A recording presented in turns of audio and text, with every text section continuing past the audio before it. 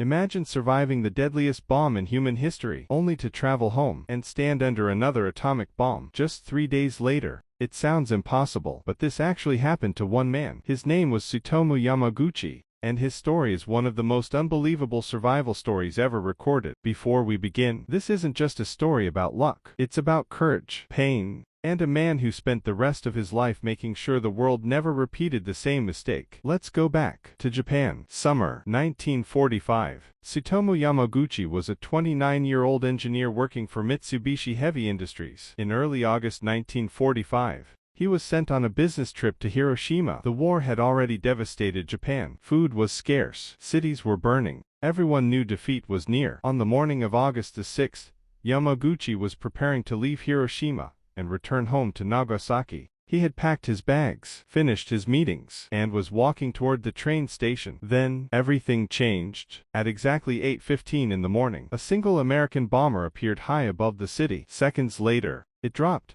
Little boy, the world's first atomic bomb used in war. A blinding white flash filled the sky. Yamaguchi later described it as if the sun had exploded. The blast threw him into the air. His eardrums burst. His upper body suffered severe burns. Buildings disappeared instantly. Thousands died within seconds. When he regained consciousness, Hiroshima no longer looked like a city. It looked like another planet. Despite his injuries, Yamaguchi refused to give up. He spent the night searching for shelter. The next morning, wrapped in bandages, he somehow reached a functioning train. Against all odds, the railway was partially operating, and he boarded a train heading home to Nagasaki. Most people would have spent weeks recovering, but Yamaguchi only wanted one thing: to see his family again. On August the 9th, 1945, still covered in burns, Yamaguchi reported to work. His boss listened as he described the horrifying weapon that destroyed Hiroshima. Some coworkers didn't believe him. Then, at 11:02 a.m., another brilliant flash exploded outside the office. The second atomic bomb, Fat Man,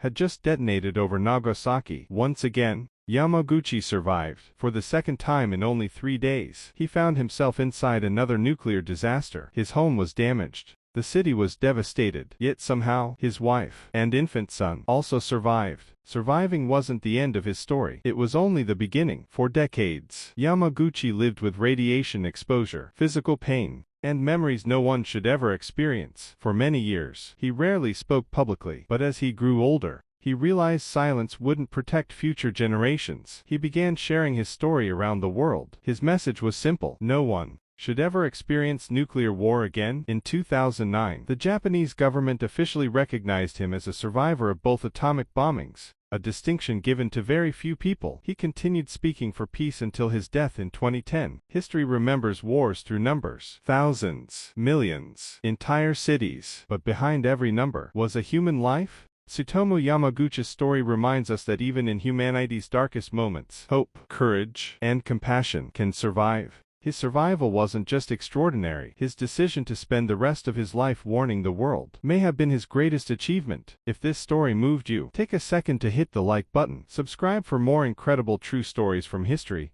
that deserve to be remembered. And tell me in the comments, which unbelievable survival story should we cover next? Because history isn't just about the past. It's about the lessons we choose to remember. Thanks for watching.